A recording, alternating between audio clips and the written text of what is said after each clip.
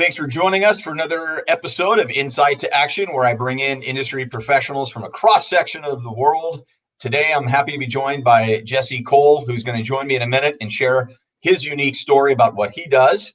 But before I do that, for anyone that would like to learn more or simply would like to explore about what the Talk Shop programs are all about, you'll see the website on your screen in a moment. I welcome anyone the opportunity to chat. Commercial set aside, I'd like to bring in Jesse Cole. Jesse, you've got a unique background. I'm excited that you're here. I know you're going to have some great insight. Would you please do us the favor of just sharing your role? I know you've got a few of them and where you are. So how about I toss it to you with that first question? Yes. Well, my role first, I think, is a dad to a 2-year-old Maverick. I'm a husband to my amazing wife, Emily, who we actually got married at a baseball field, our stadium, back 5 years ago. And then, yes, I am the owner of the Savannah Bananas baseball team, which we're really more known as a circus. And yes, I do a lot of speaking, and I have my book, Find Your Yellow Tux. So mostly I just try to have fun. I'm the crazy guy in the yellow tuxedo, and I'm excited to be with you today. And this is a classic example for the high school students and college students that, do watch this. Jesse and I clearly did not know each other prior to me reaching out over LinkedIn. When you see someone that you think you can learn from, reach out and see what happens. And this is where it goes. So, Jesse, let me just ask you this. You don't strike me as a shrinking violet. I've seen your videos. I've seen some of the stuff that you do. Was there one moment, or maybe perhaps there was a series of moments where you yourself realized having the ability to communicate publicly was an important skill for you to have? Well, when I first took my job at 23 years old, I became the general manager of a baseball team in Gastonia, North Carolina. And the only way you get a job at 23 is if it's the worst team in the entire country. So I took over a failing team. And the first thing I had to do was learn how are we going to make this team successful. So I read every book I could from people like Walt Disney and P.T. Barnum, and started learning about them and how they communicated, and how Walt Disney would get everyone excited when he was telling about Snow White, and he would literally get so much enthusiasm that people would want to be a part of it. And P.T. Barnum and how he created attention. So immediately I started saying, hey, I got to be the person to be this front man that gets people excited, that shares the enthusiasm. But I think from a communication standpoint, the biggest failure, the biggest struggle, the biggest challenge that we had was only 5 years ago. And it's when we came to Savannah, Georgia. My wife and I, Emily, we had this vision of bringing baseball to Savannah after they lost professional baseball for 90 years. And we showed up that first day, and the former team had cut the phone lines, cut the internet lines. We actually grabbed a picnic table from outside and brought it into an abandoned storage building. And it was the two of us, our 24-year-old president and 3 22-year-olds. We had this big vision of changing the game of baseball, bringing life back into Savannah, Georgia. And we proceeded to sell only 2 tickets in the first 3 months. It was almost like a donation, Matt. And I realized what we were doing is we were just communicating like everyone else. I wasn't wearing the yellow tuxedo. I was just trying to fit in. We were the new guys in town. I didn't want to make too much noise. And we were doing the same marketing as everyone else. We were doing the same social media as everyone else. And no one cared. And it wasn't until that we said, all right, we're going to go dramatically different. We're going to name the team after a fruit. We're going to call the team the Savannah Bananas. We're going to come up with a senior citizen dance team called the Banana Nanas. We're going to have a male cheerleading team called the Mananas. We're going to name our mascots. We came up with all these ideas to go so big, so different, that finally people started listening to us. And I believe you can't go after the hearts of people until you have their eyes and their ears. And we wanted the hearts of Savannah, but we first had to get their attention. And so we started making noise and thinking dramatically different. And that was the first step to being able to communicate with them. And I think that there's so much there to unpack. And I think that lends itself pretty clearly to one of your, I don't want to say top initiatives, but something that I guess that you live by. And I wrote it down because it's super intriguing to me. And I want to get into it a little bit. Is like stand out and be different. Yes. And I'm not going to distill that down to say that's the one lesson, but you did some things differently and that created a different response. So I'm going to ask you the question with that kind of being on the table. What and how could you maybe share some advice or some guidance to today's college students if they're maybe just used to doing or being told, hey, get on LinkedIn and send resumes out and connect with people? All of those are true. And yes, that is a good step. Maybe there's something that you've learned by the story you just shared about how you created more buzz and awareness for the Savannah Bananas. Maybe how could you translate that to a college student that's looking to break in, whether it's the sports industry or any industry? Yeah. Anything that you can share? Yeah, I think I'll even go personal. I realized just a couple of years ago that we've grown, and the Savannah Bananas went from those 2 tickets to selling out every single game and creating a lot of buzz. But personally, I realized I wasn't growing as much as I should. I was around an amazing group of people, but everyone was 10 years younger than me. I mean, we had a whole team of people in their early 20s, and I needed to surround myself with better people. And I took the challenge of the 1 word per year. Instead of a New Year's resolution, choose 1 word that you want to focus on. It's from John Gordon's book, 1 Word. And my word was care. And what I did, I said, all right, if my word's care, I'm going to do something to hold me accountable. So I said, I'm going to do the thank you experiment. I'm going to write a thank you letter every single day for the entire year. And I wrote down like 40 people that had an impact on my life, from teachers to coaches to authors. And I was like, I'm going to start every day. And that one thing changed my life, because I needed to reach out to people. I wanted to reach out to people that were even more successful, higher accomplished, that I could learn from. And I'll never forget Simon Sinek, one of my biggest mentors, Start With Why, and him, he's had a huge influence on so many people. I wrote him a thank you letter, and I remember driving to lunch. This was 5 years ago, and all of a sudden I see an unknown phone number. And this was back, Matt, when you answered unknown phone numbers. So I actually answered, and I said, hello, it's Jesse. Jesse, it's Simon Sinek here. I go, shut up, who is it? And Simon called me and said, I want to let you know, your letter inspired me so much. That's why I do what I do. And your letter inspired me. And from then, Simon sent me another letter. We kept in touch. But what's happened is I started writing thank you letters to people that are so far accomplished and built relationships with people I never imagined, from top authors, entrepreneurs. And it started with standing out by doing something different. Yes, it's very easy to send an email. It's very easy to send in a LinkedIn post. But to do a handwritten letter, and now our whole team does it. I've written over 2,000 thank you letters. I still have a stack every day. Write about how they're making an impact. If you want to reach out to someone or get an opportunity, know that company, know that person enough to say, you know what? I respect you. I admire you. I love what you're doing, and thank you. And don't ask for anything. I've never asked for anything in a thank you note. So I started doing those thank you letters, and that turned off to me doing thank you videos. I go at the stadium every day, grab my iPhone and do a video. Instead of sending a text, instead of leaving a voicemail, I send a video. And those things have helped us connect with more people, because it's a way to communicate that's not like everyone else. I'm just going to sit here and agree with all of that, because that is, in essence, what Talk Shop's all about. Really, it's creating your own differentiator. And right now, the way to do that is to be able to have a conversation with someone. The conversation is the relationship in so many ways. And right now, in this digital world, look, you said it too, creating a digital profile or presence. I want to say that's the easy part. Yes. But how do you match that with when you get the chance to meet with someone face to face? So I appreciate all that. And I absolutely wholeheartedly agree with all of that. Now that the Savannah Bananas have kind of gotten to the point where you are, and I know you're, always looking to push that. I can clearly see that from just the research that I've done.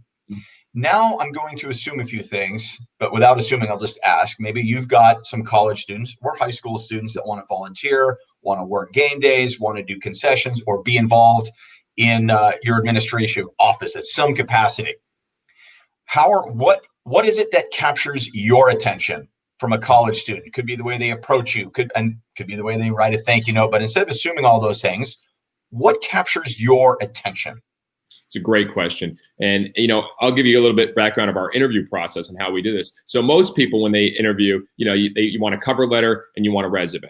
Now, for us, the first thing that we ask for is a video cover letter. We want to see your enthusiasm. We want to see your energy. We don't want just something written form. Then we ask for a future resume. We don't necessarily want to know what you've done in the past. We want to know what you want to do in the future, to be able to think big, think different. And then we do our fans first essay on how you fit our 6 core beliefs. And those 3, that just gets you in the door. And so I see all the videos eventually, and I look, are they jumping out? Is the person I want to hang out with? Is the person that brings energy or doesn't bring energy? But to get through the door, you got to stand out and say, all right, what can I offer that's unique? So for instance, I advise, we have videographers on our team and they want to get another job, a full-time job. Go to their website, go to their team, go to whatever business it is, look at everything they're doing, then create a video for them at no cost. If you're a graphic designer, create a design piece for them at no cost and just give it to them. The key, I think, in standing out now is providing value before asking for anything. So to get through the door, what are you going to do to actually be able to stand out, not just say, I want something from you. I want a job. Hey, give me a job. And so I remember a high school, I spoke in front of a high school group in Georgia, And this young kid loved the speech. He ended up sending me 10 different designs with my quotes, things that I've said during the speech and they were amazing. I immediately shared them and put them on my Twitter. And he started getting graphic design gigs from other people because of seeing that. He didn't have to do that. So from a communication is, how can you communicate through value, not communicate through what you want? There's a huge difference there. Communicate through value, and that's how you stand out. The more value you give, the more value you'll get in return. I love all of that, and I specifically like the video piece of the interview instead of just doing a resume. And I do this similar work. Look, a resume tells people just what you've done. It doesn't tell people what you want to do. But they don't see that quite yet. So I'm glad that you shared that. So it's not just me sharing that. Hearing it from others is the whole point of this program. And I think the key too is for these young people, they need to interview whoever they want to go with. If they want to work with a certain company, they got to know about them. They got to ask them questions. If a company doesn't have a clear vision of where they're going, that might not be a place you want to be a part of because they don't even know where they're going. You know, we have a clear vision. We lead with that. We lead with our mission of fans first, entertainment always, because we've learned like someone needs to know they're a part of something with purpose. So I think it goes both ways, that the kid that doesn't really stand out, they need to make sure the company stands out as well. So you mentioned something, you want to go somewhere with purpose. How do you handle this in just, again, it's your personal opinion. People want to be involved in sports, and let's just say specific to the Savannah Bananas, they email you, Jesse, I'll do whatever it takes. I just want to get my foot in. Because that does happen. People just want to break in. They don't know exactly what they want to do quite yet. Any particular response to that if someone messaged you that way? Without saying it in so many words, prove it. Done. I mean, branding, I know. Oh, go ahead. I can reiterate that. I mean, so many people, they want to work for baseball. They want to be a part of a sports team. It looks all great in the end, but are they willing to actually put in the time and dedication to be a part of something? And so, hey, I'll do whatever it takes. Show up.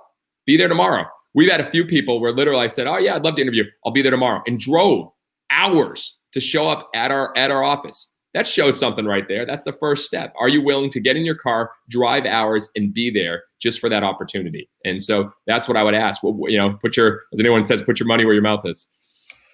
And I know you mentioned this on the very front end. I want to come back to it. Walt Disney, P.T. Barnum, I think were two of the people that you admire, or that were influencers, I believe. And I'm going to butcher this, so please bear with me. But I've always enjoyed the P.T. Barnum quote, and I don't know if this is a direct quote or if I'm completely missing something, but something terrible happens without promotion. Nothing. That to me has always stood out, because as college students, they're always trying to promote themselves or put a brand together. They may not realize they're their own brand. So I wanted to ask you, since I know branding is a big piece for you, and you've got some experience with that, and I want to read the mantra that I just love. So I'm going to read it. And it's whatever's normal, do the exact opposite. I hope I'm not putting words in your mouth, but I captured that from you in terms of just the mantra that you go by. All of that to say this, or to ask this question rather, is college students are their own brand, whether they realize that or not, or if they realize they don't understand what their brand is quite yet. How could you, or would you guide someone to stand out a little bit differently? And where is the line where it's maybe too much versus not enough? There's maybe a little balance there. What's your personal stance, and how would you share some guidance to college students on that piece alone? It's a great question, and you nailed the quote from P.T. Barnum. I actually have a poster of him with that quote on my wall, because that's leading me and guiding me. And whatever's normal, do the exact opposite. That's been, yes, our mantra, something that we follow.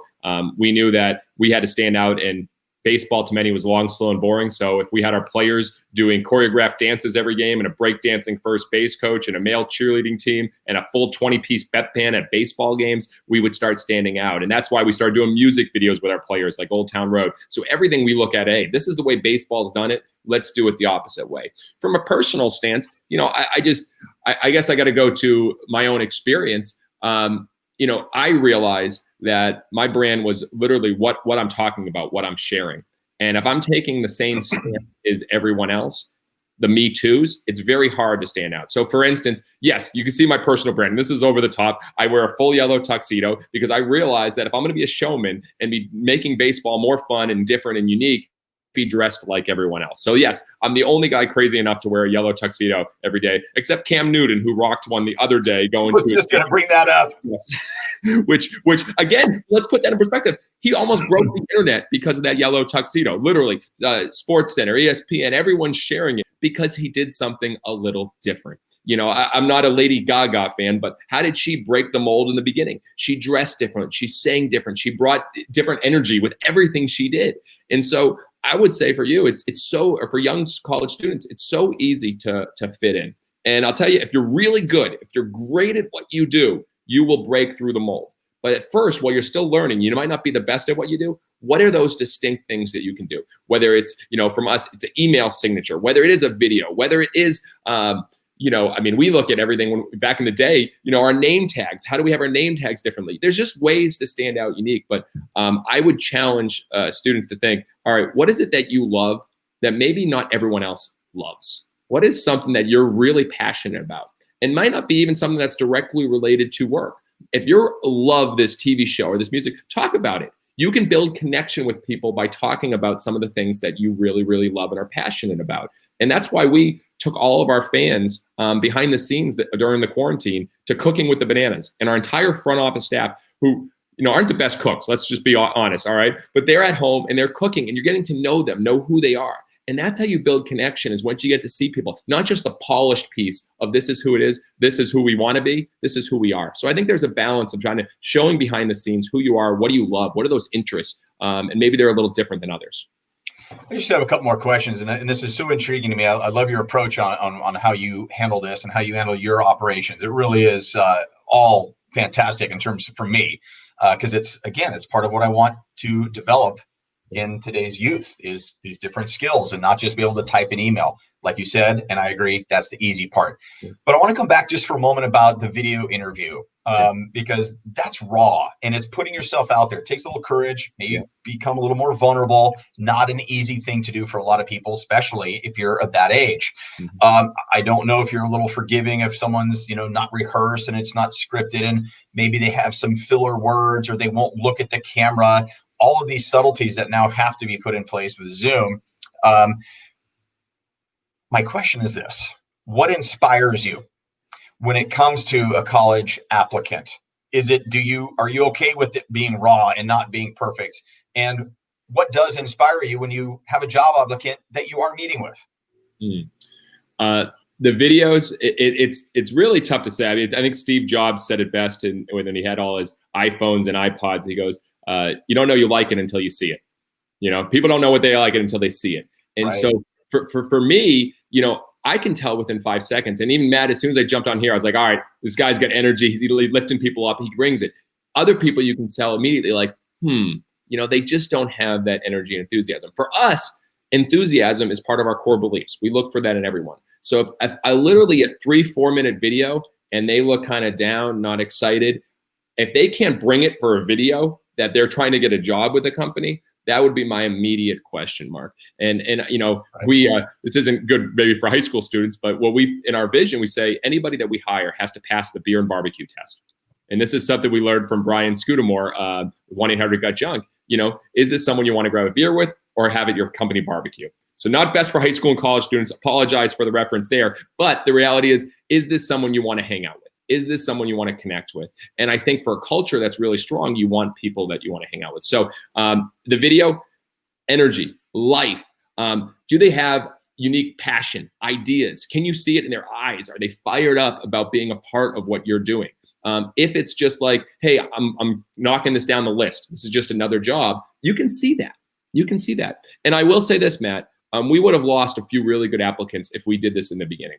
We had one young woman who was very shy, very introverted. We didn't do the videos our first year. She got in with us. She was shy the first month, but I saw she had spark in her eyes. So I actually literally went up to her and said, "Hey, Kiki, you know, can you sell some drinks at the ballpark and have some fun?" I go, just yell, you know, get excited, get animated. And right. She started singing and started getting so animated. There was the longest line we ever had. She got a job. The next day she's singing, answering the phone, and she became full of life. So sometimes you got to get it out of people and get them a part of an atmosphere. But for us, we do look for more of the extroverted people. Got it. We're out of time with this particular segment, but boy, is there a whole lot more we could go. So maybe we can do this again, but there's just one other thing I wanted to maybe just cement for the audience and maybe just make sure I heard it correctly from you is the culture is important. I've always been of the belief of, hire the person, not the piece of paper. Is that the philosophy that you go by? Did I hear that maybe between the lines a little bit or no? We have 2 pages in our vision script about the type of culture we have, of our atmosphere, of the people we want to be around. Because if you want to go somewhere, you're going to have the right people on the bus, and you want to create something with the right people, and you want to celebrate with the right people. The saddest thing, the loneliest thing is crossing the finish line alone. And I don't want to ever happen. I want that to happen with great people that want to make great things happen. So yes, be very aware of the culture. And that's for the young people too. Make sure you are choosing the right culture for yourself as well. Absolutely. It's a two-way interview, not just one way. Jesse Cole, is there anything I like to give people that come on?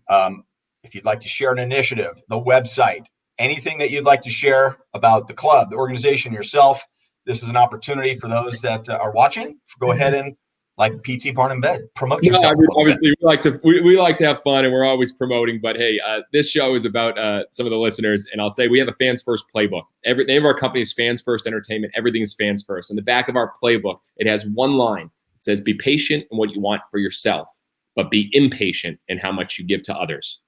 And that is something we live by. So I'll go back, add value, bring value. When you do a video, when you do an interview, when you talk to someone, bring the value to them, focus on them, ask more questions about them, be more curious about them, and you'd be amazed at the impact that it makes. Absolutely love it. Man, this is good stuff. I'm in agreement with everything. Jesse Cole, Savannah Bananas, I knew you'd bring it, and you did. So I appreciate you taking the time and certainly look forward to staying in touch down the road. All right, it's a pleasure. Thank you, Matt, for everything you're doing.